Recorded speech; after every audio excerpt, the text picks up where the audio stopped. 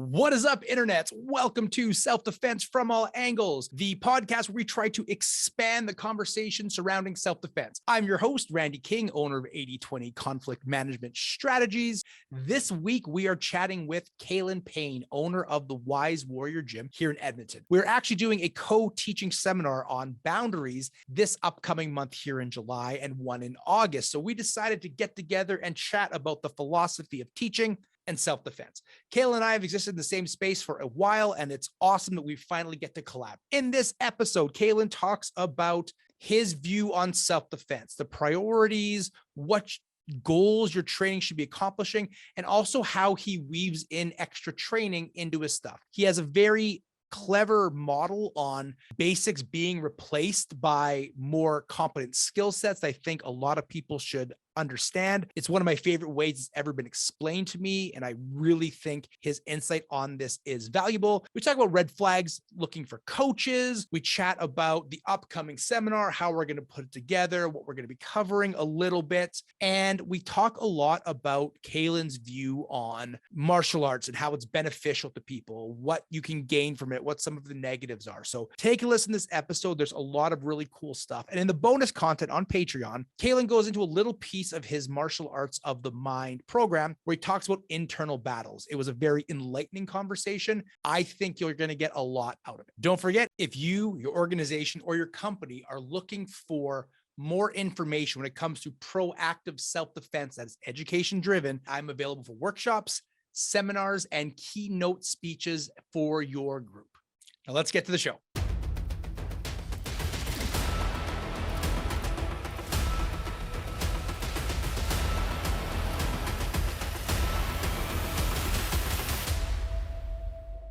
Welcome, everyone, to Self-Defense from All Angles. Today, we have a good friend of mine who has not been on any of my shows, which is crazy because we're currently living in the same building and we teach martial arts in the same city. And we've always been friends. It's just never worked out for some unknown reason. Today, we have Calen Paine. Calen, why don't you tell the listeners a little bit about yourself? My name is Calen Paine. I'm the founder and director for the place called the Wise Warrior Gym, operating here in Edmonton. We've been in operation for 27 years. It's been an awesome journey, plain and simple. Ups and downs like everyone else, though, but I wouldn't, there's not much I would change. Yes. I think not a lot of gym owners are in your position where they made it through the pandemic, including myself. My gym shut down during the pandemic. You made it through 27 years is super impressive in the space because it is, as you know, fickle at best. You used to be called the Real Self-Defense Center and you shifted over to Wise Warrior. What was that shift about? The shift was about from Real Self-Defense to Wise Warrior Gym. When I had Real Self-Defense Center, it was self-explanatory. It's not like it was a cool name, but you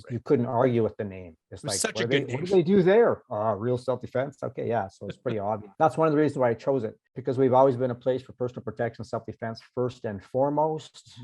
Okay, always have been, always will be. And then we added other programs on top of that. But for martial arts, for me personally, humble biased opinion is one of the better vehicles for personal development and personal growth and personal advancement, self-life mastery, whatever you want to call it. So I knew the title Real Self-Defense didn't encompass it. It wasn't a good umbrella name, basically. And then I created this program called Wise Warrior at the gym when it was still Real Self-Defense Center. And then I just decided, well, I need a new different name, a more encompassing name, essentially, though. And I just thought, why not Wise Warrior Gym? So, and it worked out, and I'm loving it, actually, that new name. That's awesome. I love it too. It's great. Like you said, the other one was, I loved your other name because of when you had it, I was like, oh, I just wish I had that name because that's what we're doing, right? It was so clean. You mentioned that you are primarily the gym and the training is self-defense focused first, and then other programs layered on. So what is your definition of self-defense? Well, that's why the change to Wise Warrior, as far as the name and the handle and all that stuff. I think the greatest enemy to self-defense is yourself, basically. First off, just think of the word self-defense. It's self-defense, defense against yourself, your own craziness, your own stress, your own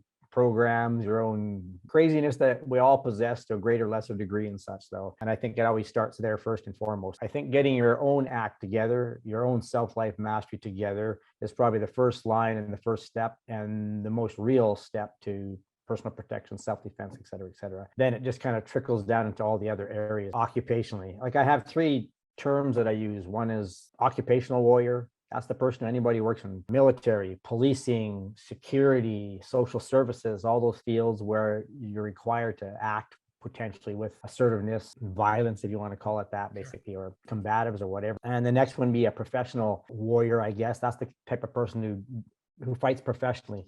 Right. Basically, that kind of idea and stuff, though, whether it's more on an amateur level or even a more professional level as far as making a living and stuff. And the third one I call everyday warrior. The everyday warrior is regular folk, mainstream, who like the idea of warriorship, like the idea of training in martial arts, love the MMA, let's just say, but they also want something realistic, or they want to protect their family and their friends or themselves. The Wise Warrior sort of encompasses all three of those, first off and foremost. Okay, so I have a personal development program called Martial Arts of the Mind. That's for all the self-defense against the self, so to speak, and stuff. We also do mixed martial arts at the gym. So my personal, humble, biased opinion, I think that MMA is one of the best crossovers for personal protection and self-defense. And then we have a very targeted, specific, focused self-defense program also as well. And then we do weapons on program as well. That's awesome. I actually was just at one of your banquets recently, and you had a really cool way of putting it, which I'm definitely going to steal. And so we're saying it on public so everyone knows where I stole it from. This is going to be publicly released. I always give credit where credit's due, right? Exactly. I don't know why instructors get hung up on that.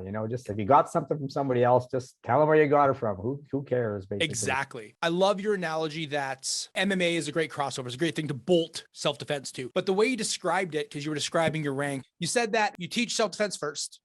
And then once you have those, you do the MMA. But then once you get proficient at the MMA, that becomes your base. Well, I mean, all martial arts are good for your development. All martial arts are good for a person, but what's their focus? And I think some places, the only time I get my nose bent out of shape is when people are claiming something that they're not, i.e. they're doing, I don't want to pick on any styles, so I'm really careful here. But some styles claim they're teaching self-defense, and I don't think what they teach even remotely addresses the realities of how real life aggression, confrontation, and violence unfolds. So they're actually more teaching in martial art, right, basically. And some systems are more so sport oriented, even if they're more applicable to the street crossover. There's still rules, so are still teaching more sport. And some systems, like they teach more well-being, health, and fitness, but they're martial arts, and they're claiming it as self-defense. So I don't like that idea. So for me personally, again, humble, biased opinion, I think all martial arts, no matter what you train in, at its base should have some form of skills that you can use to personally protect yourself and your loved ones, essentially. That should always be the foundation, because that's what they're for. I mean, you take the root word of martial art means the god of war, okay? So martial art, the art of war, basically. So the art of being in conflict, being in aggression. And that should be the foundation.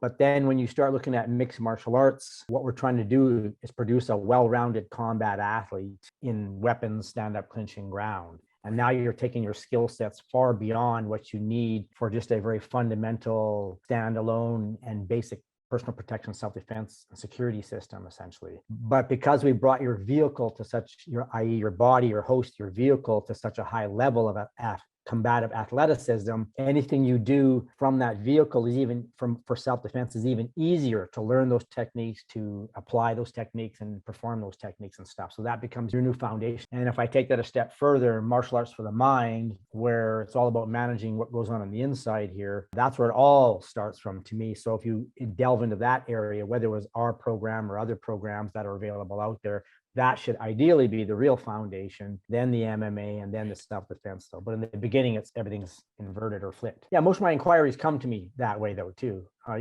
just literally, that's why I was 2 minutes late for jumping online. I just literally got a call from a lady inquiring about the Hard Target program, basically, for her daughter, who's 12 years old. I get those calls every week, basically. That's where it kind of starts. But then as they get involved, they realize, it's a much broader possibility, depending on how far you want to take it. And I've never heard it phrased like that. And we jive on so many things. And we realize this more and more that we've done coffee together. And we've interacted totally more in the last little bit than we have probably over time, other than seminars and stuff. And I always like to say to people that I'm the gateway drug to martial arts, right? So you're going to come to me for a self-defense course. We're going to answer all the self-defense questions that eventually, when the self-defense questions are answered, they become martial arts questions. And that's exactly what you're saying, right? Is you're getting people in who are coming for Hard Target, who are coming for self-defense. I was very lucky to talk to your wonderful clientele at the banquet, and almost everybody said the same thing, which was, I came here because my environment changed at work, or I was getting worried or whatever. And now I do the weapons program, and now I do MMA, and now I do whatever. So you're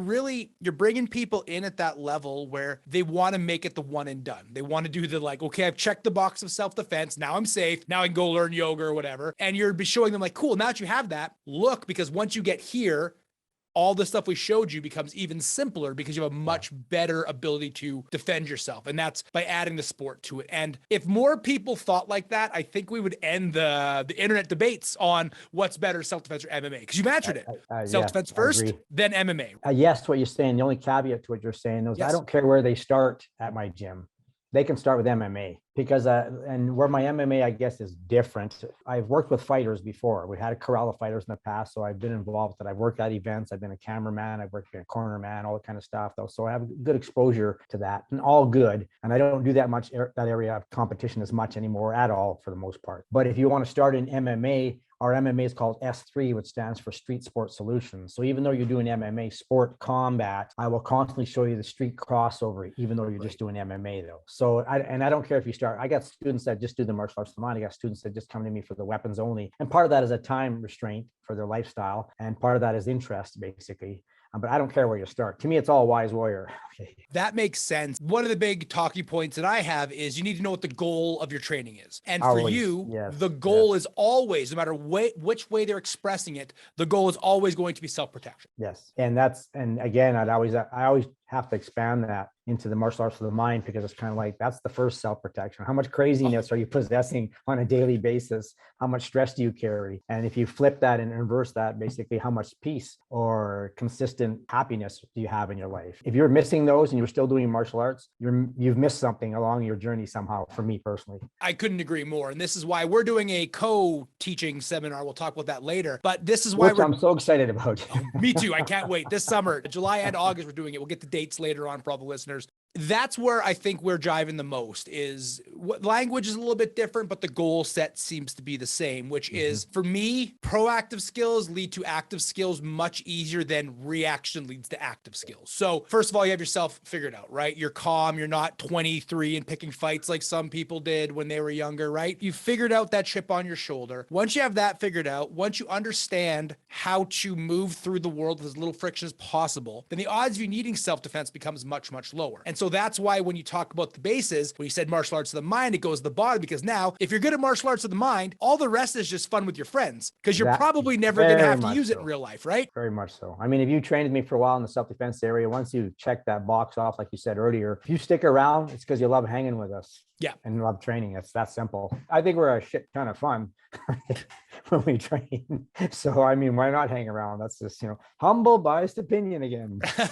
There is, when it comes to gyms, there is culture and there is community and there is social events, and all these things are super important. Coach Jeff Berger, one of my favorite quotes of his is, the reason you start is not the reason you stay, right? So you might have started for self-defense purposes. You might have been harassed at work, you might have whatever, but the reason you're staying is because you jive with the coach, you're gaining benefits from it. And like you said, there's very few vehicles that are better at self-improvement than martial arts is, because it covers the spiritual side, it covers the emotional side, it covers the physical side, it covers all these things. Resounding yes to that though. And I think a lot of places have really good environments. I don't know that a lot of places personal development driven as they could be or should be, from my perspective. Right. I think they might miss some things, but again, still all martial arts are good for you. It's got to be that part's got to be clear. It's got to be clear as what's your focus. So there's no illusions with what you're teaching and stuff though. And that's the biggest, that's like 2 chapters of my book that I'm writing, is like, know what the goal of your training is, because the reason why we ask the question, what is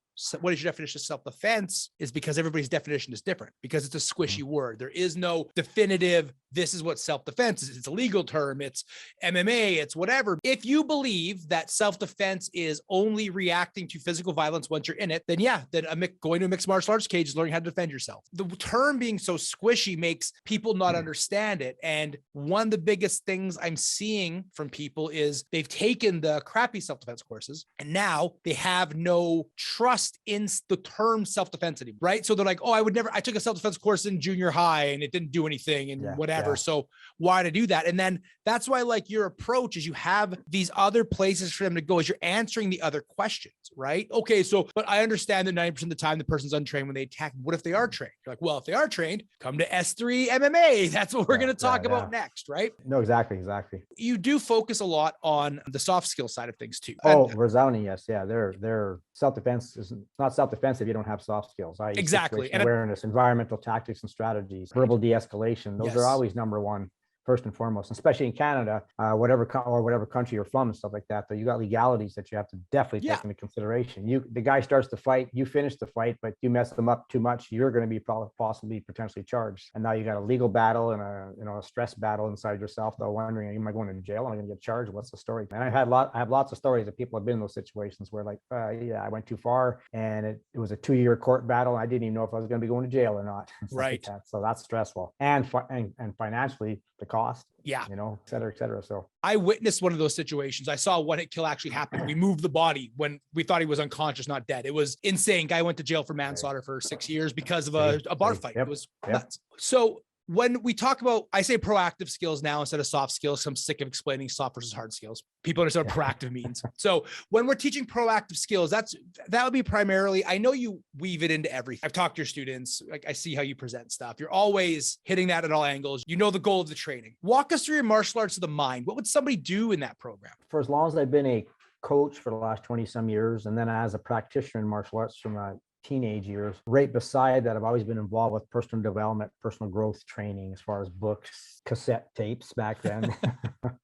Okay, VHS, now DVD. I've been to many seminars and courses, read many books. That's as much of a passion as the martial arts is, basically. Right. So I can't separate self-defense or martial arts and personal development, first of all. Okay. Type of idea. Okay. And in early 2000, I launched my own program. I called it Martial Arts of the Mind, meaning that most of the fights that we have is on the inside. The premise of martial arts of the mind is that everyone in the world walks around with either a small skirmish, fight, scrap, in some cases, for some people, battles, and some people carry full blown out wars internally on a day-to-day basis. And there's very few exceptions that I met that people actually carry some consistent equanimity of mind, consistent peace, calm, a relaxed flow to life and productivity with their life and stuff, though. I mean, very few people like that stuff, though. So that's what the premise of martial arts of the mind is, though. So I launched it in 2002. And the only reason I knew it did well is because students kept asking me, when's the next session? When's the next session? Right. I'm going, oh my God, they liked it. Yay.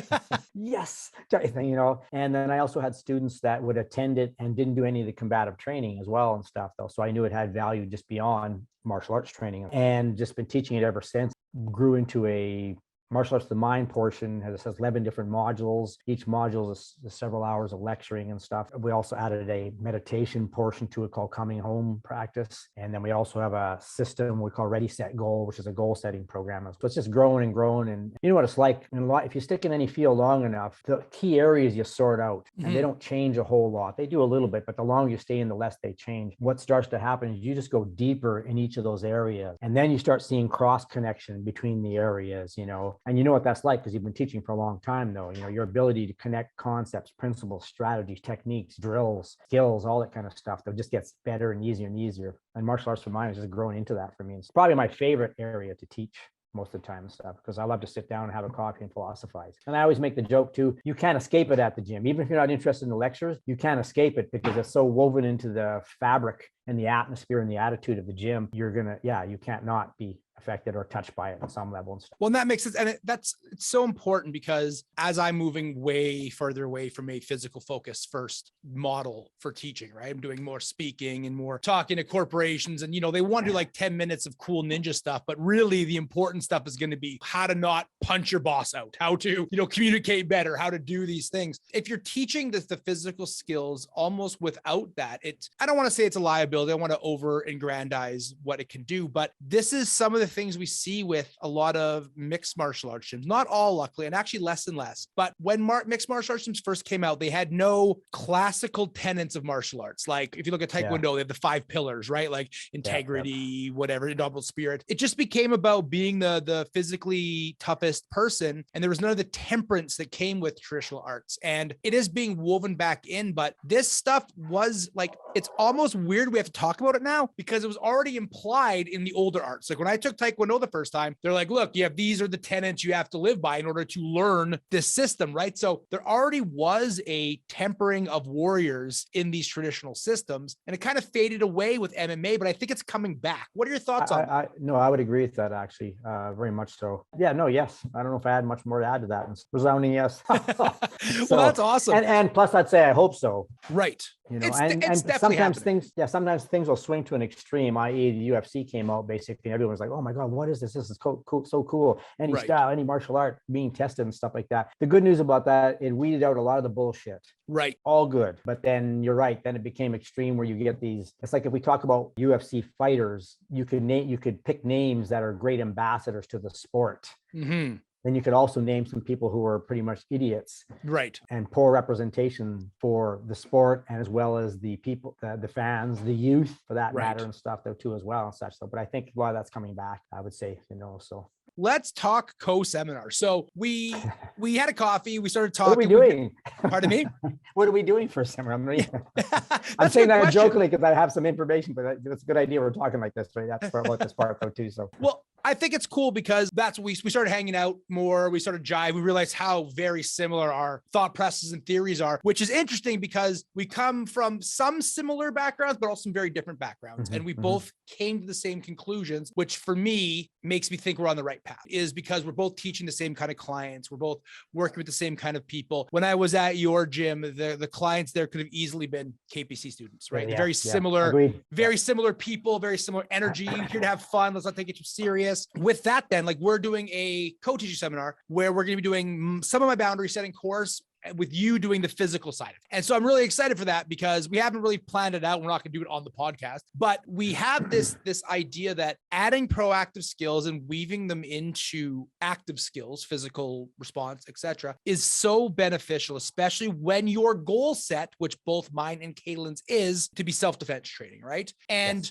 I've said it 1,000 times. I'm going to keep saying it. It might even be the title of the book. Self-defense training, in my opinion, my humble opinion, as my humble biased opinion, is to steal from Calen, is closer to safety training than it is to martial arts training, in the fact that the goal is no incident happens. So when you do safety training, the goal of safe training is nobody gets hurt. When you do martial arts training, the goal is when something happens, what do I do? So I take the approach that self-defense is safety training, which is why I focus on proactive skills, because they'll make sure event is zero. That's hard to sell when you're teaching people who want to become tough. This is the whole premise of the book, right? It's close to safety training. I have a bunch of analogies, etc., that kind of walk that out. But that's why we're focusing on the boundary setting, but also realizing that you can make no mistakes and still end up in a bad situation. You can do everything correctly. You can de-escalate properly, be a hard target, and somebody might they might have picked your number. So you do still need to have the physical skills. That's the name. Wrong place, wrong time. That can happen to anybody. Exactly. So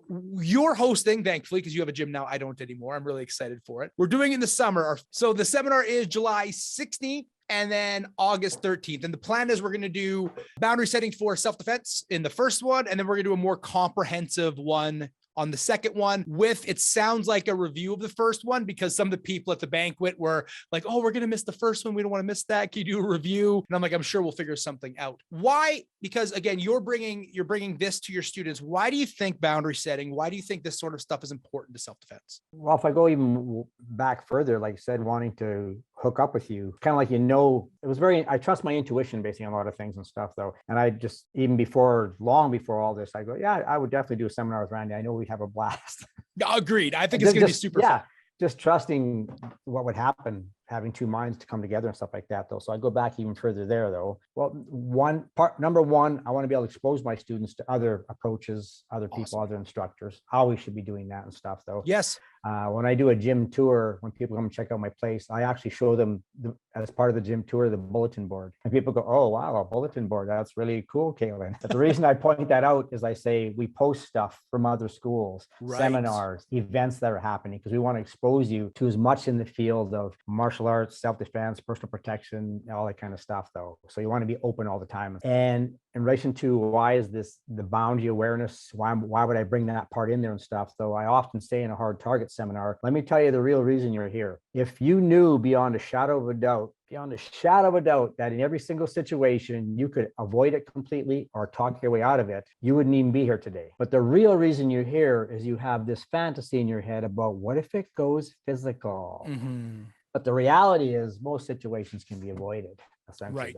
So we want to address that part of them that's really scared and concerned about the physical. And that's where the physical skill sets would come into stuff. Though once you touch with that, you can see people's confidence change and stuff though too. But the continued never ending emphasis on situational awareness, boundary awareness, seeing in advance so you can avoid in advance. So if you see in advance, you can prepare yourself. The preparing part is what are my boundaries basically, which is a lot of your material. I'm without even having listened to it yet, basically, I know what's going to come in there and everything. It's all that. Even if you take special forces people that want to go in and do a mission, okay, and as much as we glorify all that, in the movies and this and that, and like, oh my God, those guys are hardcore. Yeah, they are hardcore. Absolutely. Resounding yes. But do they actually want a confrontation? When they go into they want to, even those people don't want to be in that kind of situation. They want to get in there, get the mission done and get back. Everyone comes back alive. So I think it's everything. And to me, if I tie it into martial arts of the mind, occasionally make the declaration in class for different things. I am an awareness pusher, and martial arts of the mind, the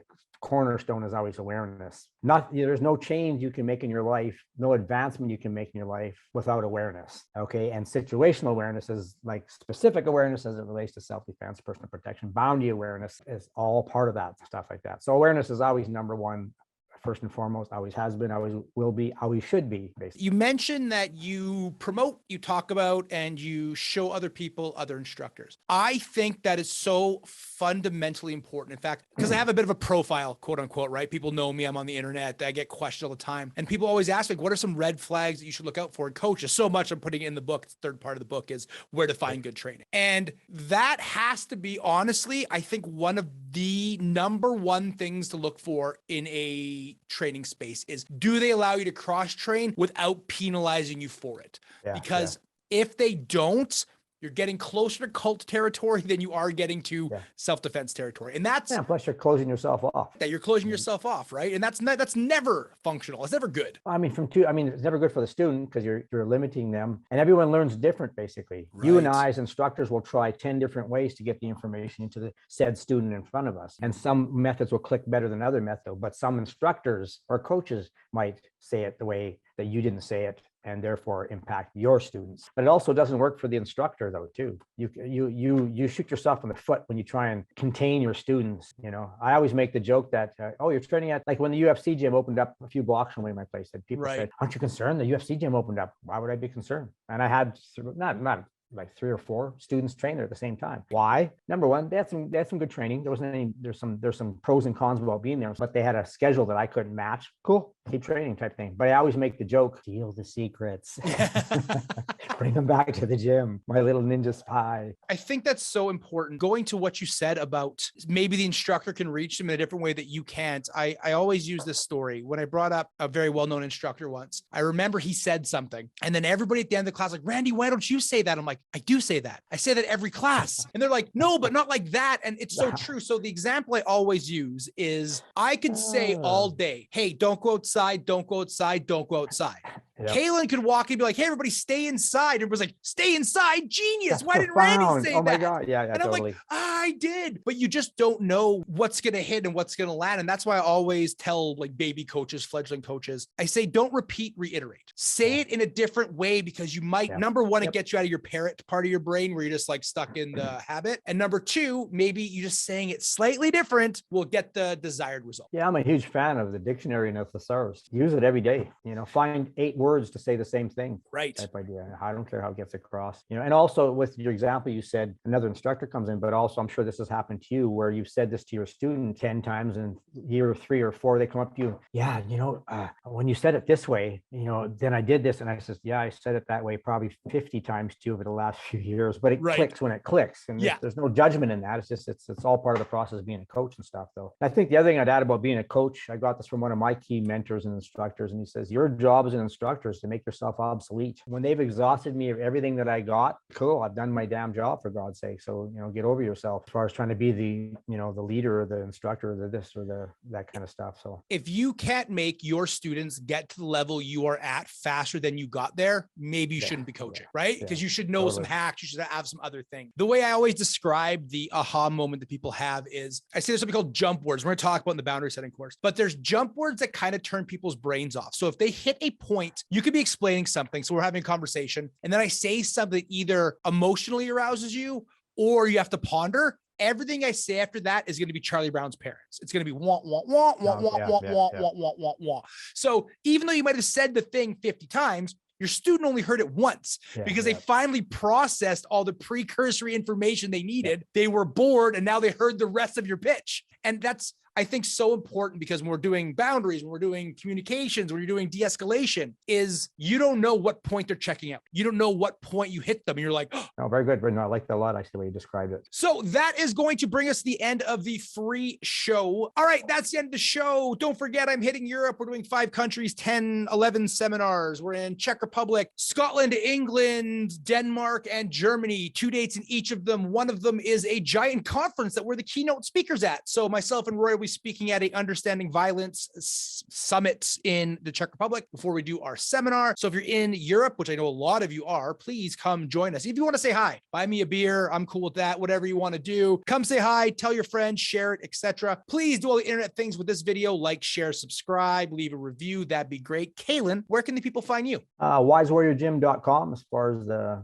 in-house brick and mortar. We also have a program called Hard Target Online, which is probably our core crash course in self-defense, which you've been teaching for years and years and years. And that'd be just wisewarriorgym.com/HT online. Perfect. And don't forget, Calen and I, if you're in the Edmonton area or you want to drive a couple hours, come up from other places. We are doing 2 seminars co-teaching together. This is not me just pumping Calen's tires. I've told people all the time when I had my gym, when they said, oh, we decided to go with Wise Warrior, I'm like, good. If you're not training here, I'd rather you train there than anywhere else. I have to interrupt you. Of all the places, when people inquire about places to train for self-defense, stuff like that, though, you are the one and only place I would recommend. Oh, thank you. Other than our own place, though, so, and it's always been like that for years and stuff, though. Yeah, same for me.